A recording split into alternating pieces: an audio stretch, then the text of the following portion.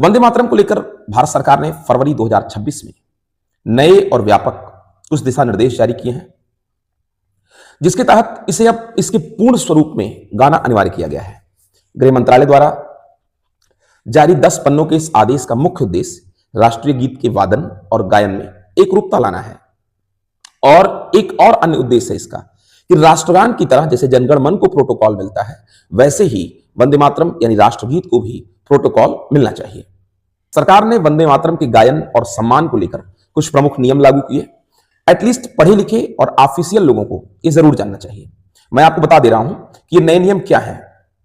दोस्तों, अब वंदे मातरम के केवल पहले 2 अंतरे नहीं, बल्कि पूरे के पूरे 6 अंतरे गाए जाएंगे। इसके संस्करण की निर्धारित अवधि गाने की 3 मिनट 10 सेकंड होगी। इसके अलावा सरकारी कार्यक्रमों, नागरिक सम्मान समारोह जैसे पद्म पुरस्कार और स्कूलों में भी वंदे मातरम बजने पर सभी उपस्थित लोगों को सावधान की मुद्रा में, अटेंशन की मुद्रा में खड़ा होना होगा।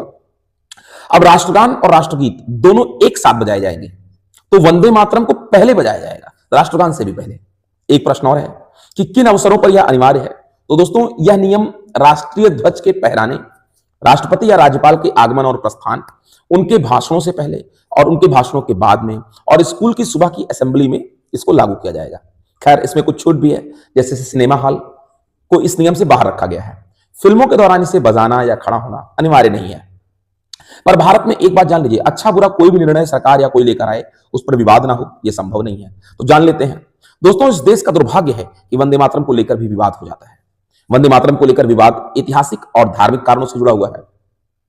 खैर, ये विवाद इन नए दिशा निर्देशों के बाद फिर से चर्चा में है। आपको बता दूं कि वंदे मातरम की जो लास्ट के 4 पैराग्राफ हैं, इसमें मां दुर्गा, लक्ष्मी और सरस्वती जैसी हिंदू देवियों की थोड़ा सा अर्चना की गई है, आराधना की गई है। 1937 में कांग्रेस की वर्किंग कमेटी ने मुस्लिम समुदायों की धार्मिक आपत्तियों को स्वीकार करते हुए केवल पहले 2 छंदों को ही आधिकारिक रूप से अपनाने का निर्णय लिया था, क्योंकि उनमें केवल मातृभूमि की ही महिमा का वर्णन था। अब सरकार ने उन हटाए गए छंदों को वापस से अनिवार्य कर दिया। थोड़ा सा कुछ वर्गों में इस बात को लेकर नाराजगी है। खैर, अनिवार्यता और स्वैच्छिकता को लेकर सबके अपने अपने तर्क हैं।